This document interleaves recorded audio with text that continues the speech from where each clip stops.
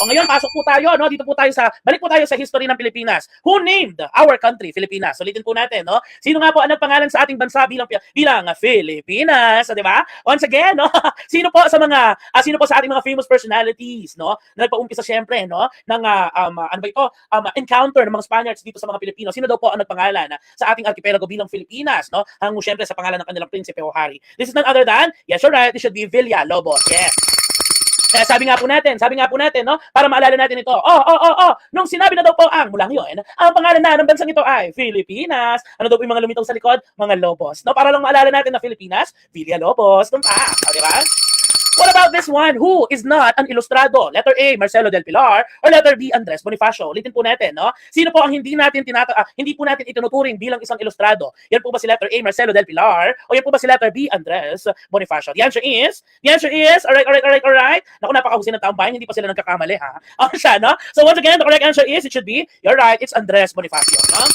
Bakit? Dahil kapag sinabi po nating ilustrado, ito po yung anak, no, ng mga mayayamang pamilya sa panahon ng mga Espanyol, no? So halimbawa, ang pamilya, no, ni Rizal, ang pamilya Mercado Rizal, no? Yan po ay prinsipalya, no? Sila po yung napapabilang sa mga prinsipalya o mga may kaya. Since may kaya naman na sila, no, ipapadala po nila, particularly itong si Pasiano, ipapadala po niya si Rizal dyan sa may Madrid para mag-aral. Ang tawag po ngayon dun sa mga kabataan na nakapag-aral, no, dyan sa ibang bansa ay mga ilustrado. Si Marcelo del Pilar ay isang ilustrado kasama ni Rizal. Pero ito pong si Andres Bonifacio ay hindi po nakapag-aral sa abroad, no? So once again, who is not an ilustrado? The answer is letter B, Andres Bonifacio. Okay?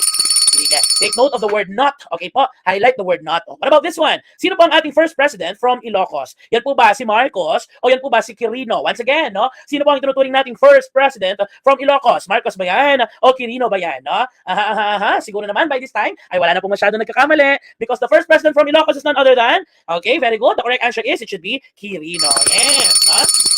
Maalala po natin na si Quirino pala, ang unang Ilocanong presidente, pangalawa lang po, si Ferdinand Marcos, no? Medyo meron pong mga nagkakamali kasi dito dahil ang kilala lang po halos nila na Ilocano ay si Marcos. Pero yes, no? This is to allow you to realize that Quirino is the first Ilocano president. Susundan lang po siya ni Ferdinand Marcos, no? O siya. What about this one? Sino po ang nagsabi ng mga famous na salitang the Filipinos are worth dying for? Once again, sino daw po, no? Ang nagsabi ng mga salitang the Filipinos are worth dying for? This is none other than, kilala niyo po ito, no?